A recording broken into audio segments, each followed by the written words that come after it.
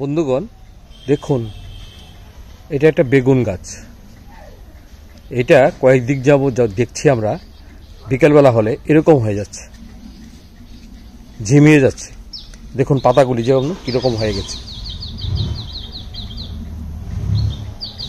হতে পারে এটার মাটিটা কম্প্যাক্ট হয়ে গেছে, অথবা এটার শিকড় কাজ করছে না ঠিক করে, বা সানবার্ন, যে কোনো একটা কিছু হতে পারে।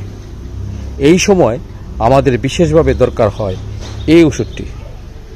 এটার নাম দেখুন ভালো করে, হাইড্রোজেন পারক্সাইড। এটা এলোপ্যাথি চিকিৎসাতে বিশেষভাবে কাজে লাগে, কিন্তু গাছের জন্য এটি ভীষণ উপকারী জিনিস।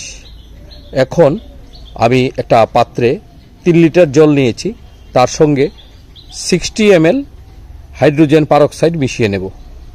তারপর এই টপের মাটির মধ্যে দিয়ে দেব, গাছের মধ্যে স্প্রে করে দেব, তাহলেই গাছটি ঠিক হয়ে যাবে।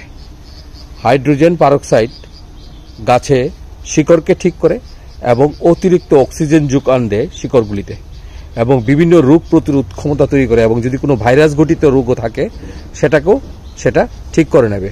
ব্যাকটেরিয়া, ভাইরাস, বিভিন্ন রোগ পোকার আক্রমণ থেকেও গাছটিকে বাঁচিয়ে দেবে। সুতরাং আপনারা যখন বাড়ি ঘরে কোনো টপে বা ছাদ বাগানে কোনো গাছের মধ্যে দেখতে পাবেন এরকম কোনো গাছ ঝিমিয়ে গেছে এই বর্ষার মরশুমে, তাহলে বুঝতে হবে সেটাতে হাইড্রোজেন পারক্সাইড ব্যবহার করা প্রয়োজন।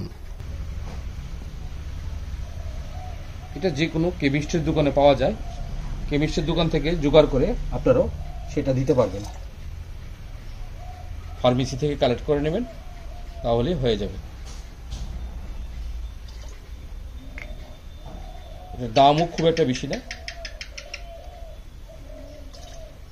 আমাদের শরীরে কোনো জায়গা কেটে গেলে বা ফাঙ্গাস গঠিত কোনো রোগ হলে, হাতে পায়ে কোনো জায়গায়, তখন এই হাইড্রোজেন পারক্সাইড, এবং বিভিন্ন অপারেশনের রোগীদের ক্ষেত্রেও যখন কোনো কিছু পরিষ্কার পরিচ্ছন্ন করতে হয়, ভাইরাস ব্যাকটেরিয়ার হাত থেকে রক্ষা করতে হয়, তখনও হাইড্রোজেন পারক্সাইড এলোপ্যাথিতে ব্যবহার করা হয়।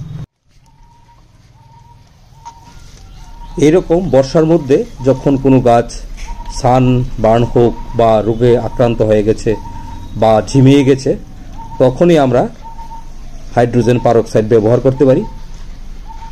এইভাবে গাছকে মৃত্যুর হাত থেকে রক্ষা করা যায় হাইড্রোজেন পারক্সাইডের জল স্প্রে করে দিলে, এবং গাছটাকে সম্পূর্ণ ভালোভাবে ভিজিয়ে দিলে, শিকড় অবধি যেন একদম ভিজে যায়, তাহলেই গাছ ঠিক হয়ে যায়। নমস্কার বন্ধু।